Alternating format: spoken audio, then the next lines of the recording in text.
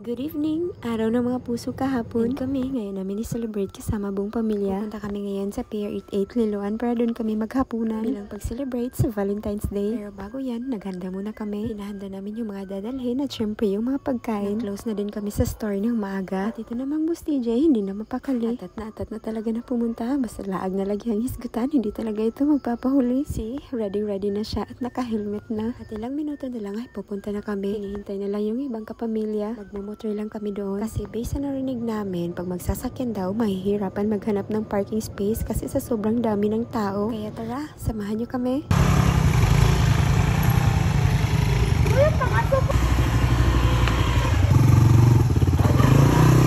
Matagal na namin pinaplano na pupunta kami sa Pier 88 Liloan para makapag-relax, makapag-chill at makapagpasyal na rin sa buong pamilya. Kaya lang sa sobrang busy, hindi matuloy-tuloy. Kaya ngayon ang perfect na araw para makapag-celebrate ng Valentine's kasama buong pamilya. Hindi man tayo lahat nabigyan ng flowers and chocolates, pero at least masaya pa rin kasi kasama natin, mahal natin sa buhay. Yun naman ang importante, diba? Ang dami kong satsat. Anyway, andito na kami sa Pier 88 Liloan dahil oo nga, pagpasok pa lang namin, ang dami ng tao. Marami rin mga nagtitinda ng mga iba't ibang pagkain at mga street foods. Grabe, kahit anong pagkain ang hahanapin mo, makikita mo talaga dito. Kaya dapat pag pumunta ka dito, marami kang dalang pera. Para kahit anong craving mo, mabibili mo. Para sulit din ang pagpasyal mo dito. Anyway, naghahanap kami ng magandang pwesto. At ito na nga, dito sa area na ito, ang walang tao. Sa dami ng tao, nakakita rin kami ng space. Pagkarating namin, itong Boss TJ, agad niya kinuha yung bike niya kasi hindi na makapaghintay maglaro. So, see, ayun na, nagbike na. Maganda magbike dito kasi semento. Habang nag-enjoy ang mga bata, kami naman nagsimula ng mag-arrange. Pinasimbol namin yung dala naming tables and chairs.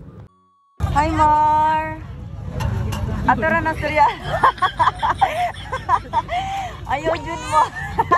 Broken hearted kasi si Adrian, baka tumalon. Dagat kasi yung kabilang side, pero char lang. So ayan, ang mga food naman namin ngayon ang hinahanda. Ay, nagugutom na ako. Pero mamaya pa, hinihintay pa kasi namin yung kuya namin. Nasa sa kanya kasi yung mga plato at kutsara. Kinuha pa kasi niya yung papa namin. Pero habang hinihintay namin sila, eto, nagtanaw-tanaw muna kami. Binabantayan ng mga bata, lalo na si Boss TJ. Hindi talaga siya magpaawat sa kakabike niya. Talagang nag-enjoy siya. Kailangan talaga matalas ang mga mata mo sa mga bata. Safety naman dito sa may gilid na part. Pero kailangan mo pa rin magbantay. Kasi biglang tumakbo doon sa gitna. May mga maraming sasakyan na dumadaan. Kailangan tutok talaga kayo sa mga bata pag may dala kayo pag pumunta kayo dito. Na-enjoy talaga ni TJ yung pagbabike niya. Pati si Ate Chechay sumali na rin. So ayan na, finally nakarating na ang kuya at papa namin. Kakain na rin kami. Uy, in fairness, sarap ng ganito. Ang saya, kahit simple lang, kasama mo ang pamilya mo. Nagbabanding kahit minsan lang. So nakikita ko rin dito, marami ding mga kapamilya ang pumupunta. Dito rin sila kumakain, nagpicture-picture at namasyal. Ang sarap lang tingnan. First time ko nakapunta dito na maraming tao. So ito ang makikita mo sa kabilang dagat. Kaya doble ingat rin lalo na't may mga bata, baka mahulog. Ang sarap ng kain namin. Bako kay hungit Chai-Chai, si Adrian at si Topher. Tuloy lang kami sa pagkain habang nagchika-chika at nagtatawanan. Sarap talaga ng ganitong moment. Bahala nang mag-away-away sa pamilya, basta at the end of the day, magkasama pa rin. Ganern. O diba, lami kayong kaon. Digid may mundaw, hindi ni mahurot. Sug ng lahat at pagkatapos namin kumain, ito, lingkod-lingkod at chill-chill na lang. Binabantay na naman itong Boss TJ. Ang layo na naman ang narating. Lingaw kayo siya bike-bike. Tapos sina Kuya Josh at Kuya Kendro ang kukuha sa kanya pag nakapunta na siya ng malayo. Ang kulit talaga. Sabi niya, tumakbo daw siya kasi may batang sunod na sunod sa kanya. At ito yung bata, oh. Ang cute little girl. Parang nasad siya kasi si TJ ayaw magpahiram sa kanya ng bike. Kaya palagi niyang sinusundan si TJ.